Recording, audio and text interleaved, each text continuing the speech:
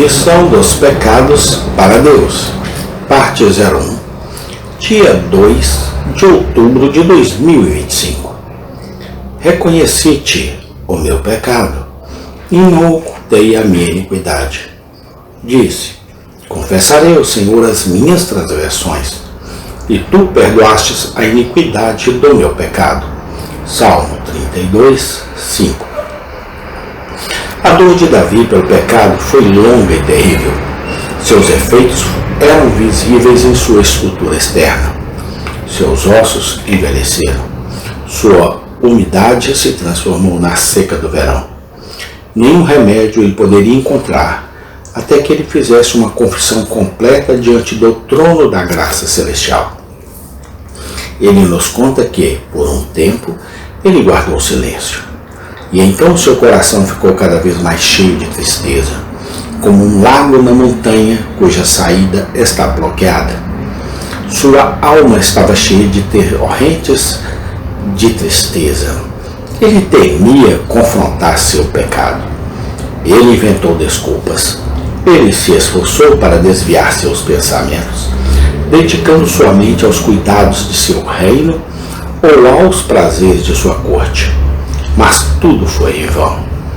A flecha raivosa fez a ferida sangrar de novo e tornou o corte mais largo e profundo a cada dia. Como uma ferida purulenta, sua angústia se acumulava e aumentava. E como ele não usava a lanceta da confissão, seu espírito se tornou-se cada vez mais atormentado. E não havia descanso em seus ossos por causa do pecado. Por fim, chegou a isso, que ele deveria retornar a seu Deus em humilde penitência, ou morreria completamente. Então ele correu para o propiciatório, e ali desenrolou o volume de suas iniquidades diante dos olhos daquele que tudo vê, reconhecendo todo o mal de seus caminhos em linguagens como você lê no 51º e outros salmos penitenciais. Tendo feito isso, um trabalho tão simples e tão difícil de se orgulhar, ele recebeu imediatamente o sinal do perdão divino. Os ossos que haviam sido quebrados regozijaram-se, e ele saiu de seu quarto para cantar a bem-aventurança do homem, cuja transgressão é perdoada e cujo pecado é coberto. Seu espírito tornou-se cada vez mais atormentado.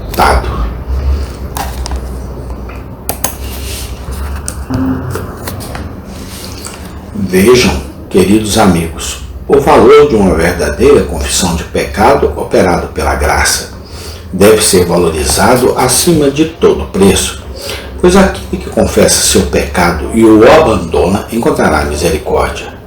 Agora, é um fato bem conhecido que quando Deus se agrada em conceder aos homens qualquer presente escolhido, Satanás, que é o Deus das falsificações, certamente produzirá muito em breve uma imitação vil, verdadeira na aparência, mas sem valor na realidade.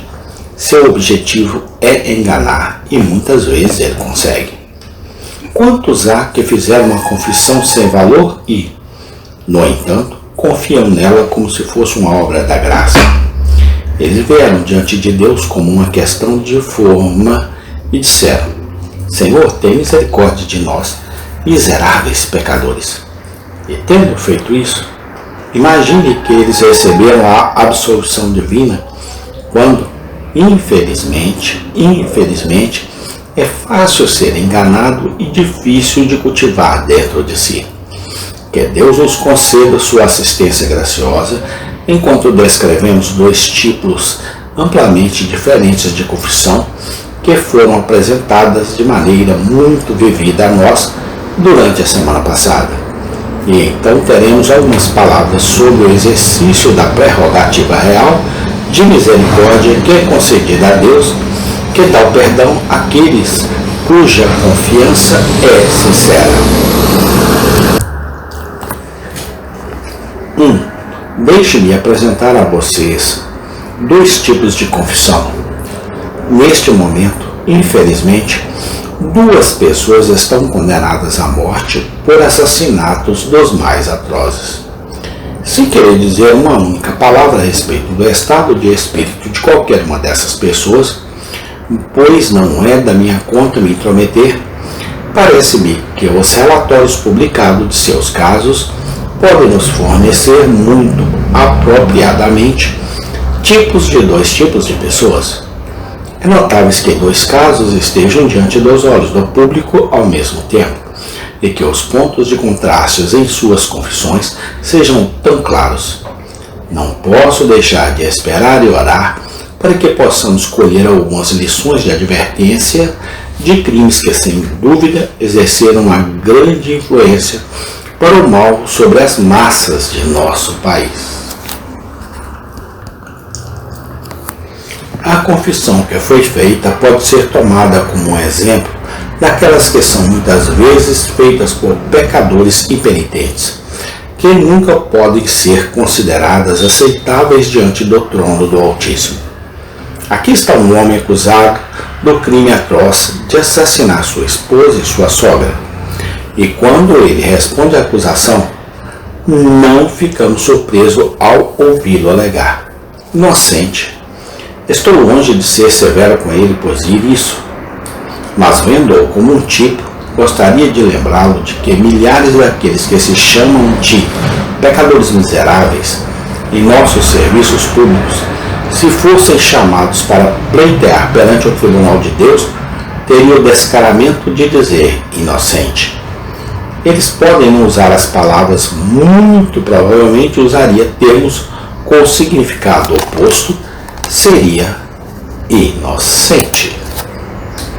Se eles tivessem a lei de Deus explicada a eles e fosse questionado sobre cada mandamento, você quebrou isso, você quebrou aquele, embora prontos o suficiente para confessar grosseiramente que pecaram, quando se tratava de detalhes, eles seriam a favor de negar tudo.